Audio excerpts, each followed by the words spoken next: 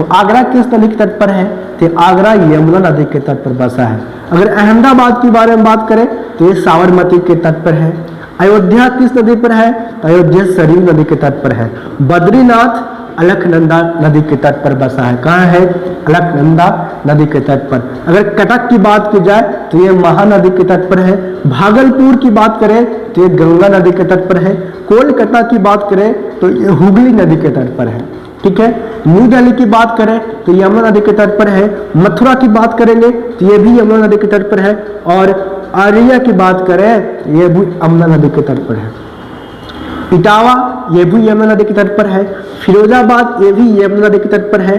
बेंगलोर की बात करें तो ये विश्वभवती नदी पे है।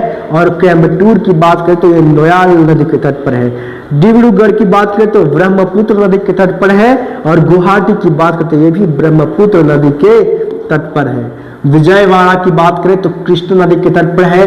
उज्जैन कहाँ है? तो शिप्रा नदी के तट पर है। शिप्रा ना ये ताप्ती नदी के तट पर है।